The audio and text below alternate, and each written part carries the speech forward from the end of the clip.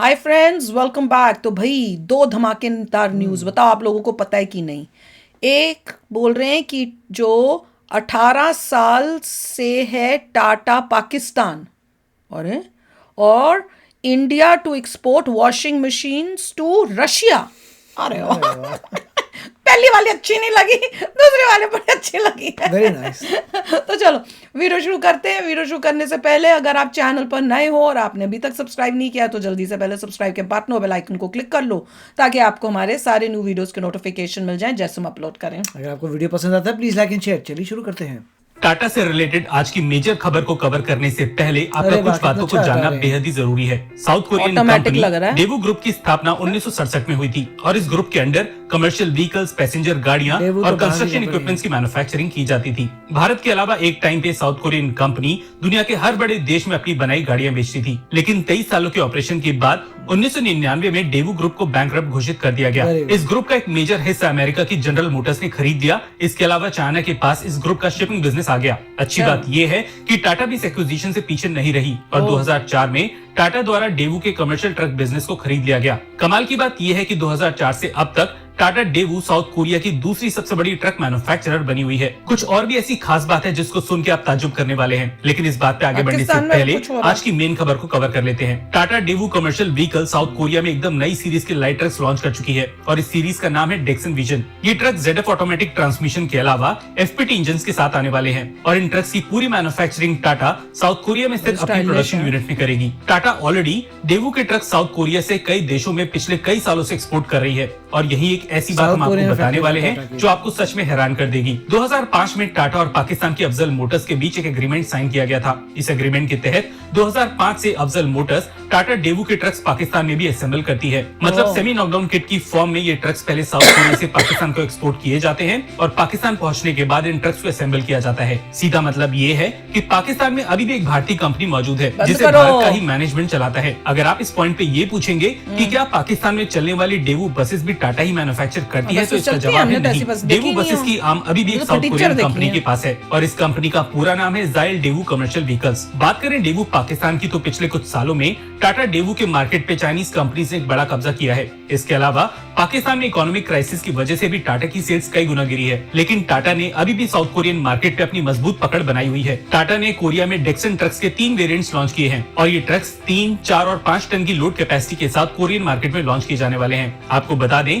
कि टाटा अपने Daewoo brand के ट्रक्स की मैन्युफैक्चरिंग कोरिया के गुनसान में करती है और हर महीने ऑन एन एवरेज 680 ट्रक्स इस फैसिलिटी से रोल आउट किए जाते हैं। रशियंस को अगर आज की डेट में सबसे ज्यादा दिक्कतें उठानी पड़ रही हैं तो वो है कपड़े धुलवाना। इस देश पे लगे प्रतिबंधों की वजह से इनकी टेक्सटाइल इंडस्ट्री लगभग ठप सी हो गई है और इसके अलावा कपड़ों का इंपोर्ट भी बंद सा हो गया है। रशिया द्वारा शुरू किए गए इस युद्ध की वजह से आज मेजर शॉपिंग मॉल्स, दुकानें और छोटे स्टोर्स बंद पड़े हैं और फॉरेन एक्सचेंज की कमी से गारमेंट, टेक्सटाइल और हैंडीक्राफ्ट्स का व्यापार अब ना के बराबर ही रह गया है। यही वजह है कि आजकल रशियंस नए कपड़े खरीदने की बजाय पुराने कपड़ों का ही इस्तेमाल ज्यादा समय तक करने की कोशिशें कर रहे हैं। ऐसे समय में रशिया भारत और चाइना समेत कुछ ही देशों पर सप्लाई के लिए निर्भर है और खबरों के मुताबिक भारतीय वॉशिंग मशीन, डिटर्जेंट और कपड़े सिलने वाली मशीनों की डिमांड रशिया में कई गुना बढ़ चुकी है। ऐसा नहीं है कि रशिया में वॉशिंग मशीन और कपड़े सिलने वाली मशीन के मैन्युफैक्चरर मौजूद नहीं है, पर इन मशीन को रशिया में अभी तक मेजरली इंपोर्टेड कंपोनेंट्स का इस्तेमाल करके ही असेंबल किया जाता था। यूरोप, जापान, कोरिया और चाइना अभी तक रशिया के लिए मेन कंपोनेंट सप्लायर्स बने हुए थे, पर क्योंकि अब ज्यादातर देश रशिया के साथ खड़े नहीं है, इसलिए यूरोप, जापान और कोरिया द्वारा छोड़ा गया मार्केट रशिया भारतीय प्रोडक्ट से भरने की कोशिशें कर रहा है। इंटेक्स, सैमसंग, LG और गोदरेज जैसे कुछ बड़े वॉशिंग मशीन मैन्युफैक्चरर्स को अब रशिया से ट्रेड इंक्वायरीज काफी तेजी से मिलने लगी है और वो इसलिए क्योंकि अकेला चाइना रशियन डिमांड को पूरी कर पाने में सक्षम नहीं है। आपको बता दें कि जहां रशिया में वॉशिंग मशीन का सालाना मार्केट केवल 0.81 बिलियन US डॉलर्स का है, वहीं भारत के इस मार्केट की वैल्यू 8.5 बिलियन US डॉलर्स है। अब क्योंकि रशिया में ये डिमांड हाल ही के दिनों में काफी बड़ी है और कुछ मेजर जापानीज और कोरियन मैन्युफैक्चरर्स चाइना से अपना बोरिया बिस्तर बांध के भारत आ चुके हैं, इसलिए सभी मैन्युफैक्चरर्स अब भारत के थ्रू रशियन मार्केट से मोटा पैसा कमाने की होड़ में लग चुके हैं। वॉशिंग मशीन के एक्सपोर्ट के मामले में भारत को चाइना और जर्मनी के बाद तीसरा सबसे बड़ा देश माना जाता है और भारतीय वॉशिंग मशीन के खरीदारों में सबसे ऊपर इंडोनेशिया, श्रीलंका और यूनाइटेड स्टेट्स का नाम आता है। ये बात सही है कि इस युद्ध की वजह से भारत ने तेल का इंपोर्ट रशिया से कई गुना बढ़ा दिया है, जिसकी वजह से भारत और रशिया के बीच एक बड़ा ट्रेड इम्बैलेंस खड़ा हो चुका है और सही मायनों में भारत के लिए बिल्कुल भी ठीक नहीं है। पर यह युद्ध भारत के लिए कुछ नई एक्सपोर्ट अपॉर्चुनिटीज भी सामने लेकर आया है और यूरोप से एक बड़ी बड़ी सप्लाई चेन भारत की तरफ शिफ्ट हुई है। शायद बहुत ही कम लोग इस बात को जानते हैं कि 2022 की सर्दियों में भारत ने अपने पूरे इतिहास में रूम हीटर्स का अब तक का सबसे बड़ा एक्सपोर्ट किया और इसमें रशिया ने सबसे अहम भूमिका निभाई। डिस्काउंटेड तेल के बदले भारत से एक बड़ी मात्रा में रूम हीटर्स का एक्सपोर्ट रशिया को किया गया और रशियंस अपनी सर्दी ठीक ढंग से निकाल पाए। सी रूट से अभी भी होम अप्लायंसेस का एक बड़ा एक्सपोर्ट रशिया की आम जनता के लिए भारत से किया जा रहा है। लेकिन ये बात तय है कि इस युद्ध के खत्म होने के बाद भी